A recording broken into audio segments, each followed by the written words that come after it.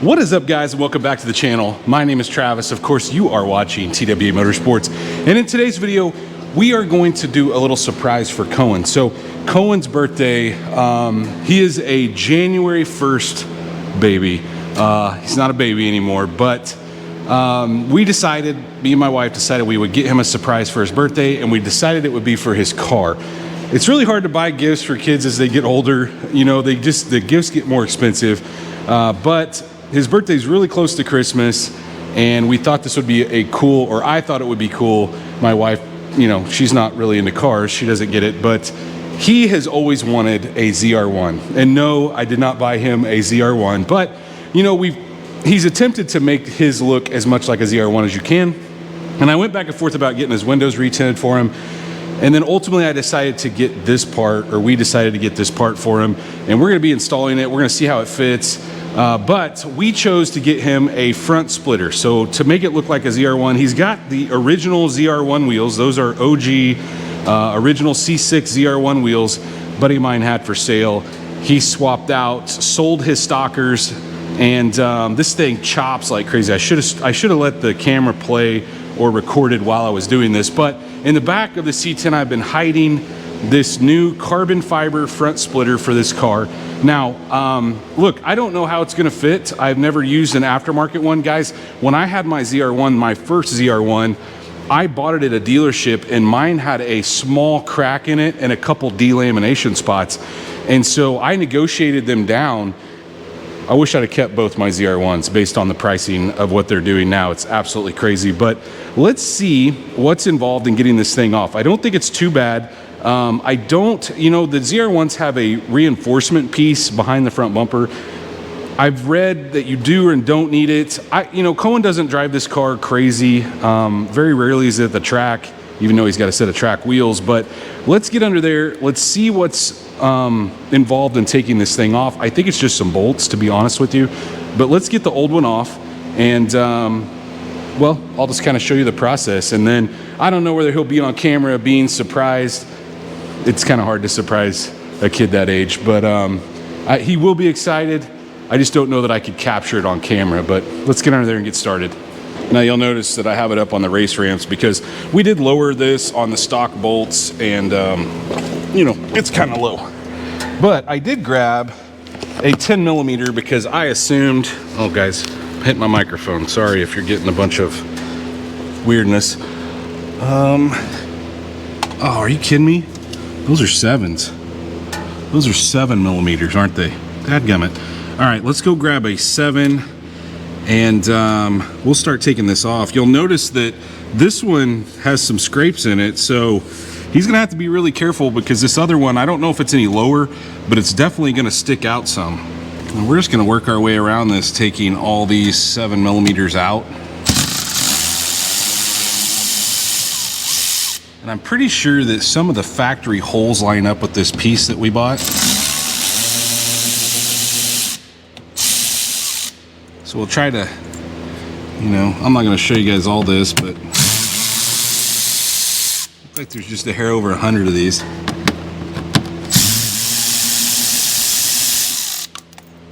Either way, this one needed replaced. It's all chipped up. Can't have that. This car is like a 15,000 mile car. We should have just left it alone. I told him that, but let me get the rest of these off. We'll get this old one out of the way. 13 of those things, so 7 millimeters holding this thing on. Now, I'm going to clean the bottom of this. I'm also going to clean the front bumper. He drove it recently, and there's bugs on the front. I've got some waterless wash that I'll probably use on it, but let's just, because we're going to have to clean this. There's some adhesion that has to happen with some two-sided tape, and I do not trust what they sent with it. Okay, I'm gonna buy some 3M good stuff, but in the meantime, because I'm impatient, I want to see what that thing's gonna kind of look like. So let's go grab it and see if we can run a couple bolts in it, just kind of see what the fitment's like, and then we will get some two-sided tape on it. The fitment is pretty dang solid, I have to say. I got this from Extreme Online, and I saw a video where a guy took his stock ZR1 one off and put this on, and he said he couldn't tell much of a difference. And it's been a while. I'm sure if you had one side by side, the weave may be just a hair different, but it's a very, very good piece. You know, a lot of times you get these and they fit like crap, but the way this thing fits is incredible. Now, I will tell you that the factory has 2 holes here. It does come with hardware to drill into the bumper, and I really think we should do that. You can see there's a small gap here because there's not an original bolt hole here, but there is one in the bottom of this, you can see. So it's meant for you to run it up into that, and so we'll use the supplied hardware to do that. But you can see on the back, that's where the 2-sided tape I think will come in handy, is to help keep this thing kind of sturdy. But I just kind of wanted to put it up there and see the fitment, and the fitment side to side and where the kind of this dips out is just absolutely crazy. They've came a long ways, let's say that. But anyway, we will get some 2-sided tape, and I'm gonna clean this bumper off so I get a good look at this thing from the front with this on there. And we'll grab that 2-sided tape and get a couple holes drilled. It's been a couple days now, and I actually didn't get a chance to finish it before Kohen saw it, and I think he's pretty excited about it. I didn't catch it on camera, but you can see I got the front bumper cleaned off somewhat, and I've got it cinched up, but there's a couple things. Okay, so look, not all the factory holes lined up with everything except the old one had 2 screws here and then 2 in the same spot on the other side. So what I've done is I've got a center punch, and it is wanting to add a couple openings. You can see one there. So there's one on that side, but it wants one closer to this opening right here, and you can kind of see the gap, right? So if we put one there, I don't necessarily love the ones that it came with. They're ginormous, look like lag bolts. And so I got to do a couple things. For one, I got to take this off. We got to clean this up really good. We're going to put some 3M tape I sourced. I'll list in the description down below. But yeah, let's get this thing off. Let's set it to the side. I've kind of marked those holes with that center punch, and we'll kind of see how I want to do this. I would love to take those pieces out, but I know the bumper's not cut for that. So we'll just see. Let's get it out of the way and kind of see what our options are. Now, because I don't love what the factory's done here, and sorry guys, my mic's probably banging against the creeper. I like this, okay? We are not gonna use these 2 because that's where the opening is. It doesn't fit like the factory, but what you can see is I've marked with my center punch, you can probably barely see it. I would like to drill a hole this size, and then I'm gonna have to drill a hole behind it that size. And I think I'll be able to do that. This is all hollow here, so it's not gonna be the same like U-shaped or kind of smiley face shaped, I guess you could say. But I'm gonna start by drilling this hole out to this size, and I don't know what size it is, I'll have to check. And then I've got another mark over on this side. It wants us to snug it down here on the outer sides of this. But like I said, I don't love the factory setup, and we're gonna have to put holes in it either way to make this work. So in my opinion, it would look a lot nicer if we did it more like the factory and use those clips and the stock 7mm instead of these ginormous things they sent with it. So I'm gonna give it a shot. I'm gonna see what size this is, and I will let you know, and then we'll see what size we need to get to sneak that clip in. We probably don't need to get quite as big as that. Well, you can see what we've done here. Sorry, my light's kind of wigging out, but 11/32 is the size I decided to drill. Now, be careful, you know, don't drill up through this. Be very careful. It doesn't take much to go through this, so you can just lightly apply pressure and let the drill do the work. But obviously, I can't slide the clip in there. So what I'm gonna have to do is I'm gonna have to put a bigger hole behind it. So I'm gonna try to find something that's, you know, approximately that size, or to be honest with you, just wide enough for this clip to go through there. Now, I would like to keep this same distance to make it look as nice as possible. But I think we can make this happen, and we don't have to make quite as big a hole as GM made. I mean, look at how big their hole is. We could probably almost step up from the 11/32 and just go to the next size up, because that's very close. Check that out. This is the one I just made, 35/64 on a stepped drill bit. The problem with that, using a step drill bit, is that plastic seems to be a little thicker than what my step drill bit is.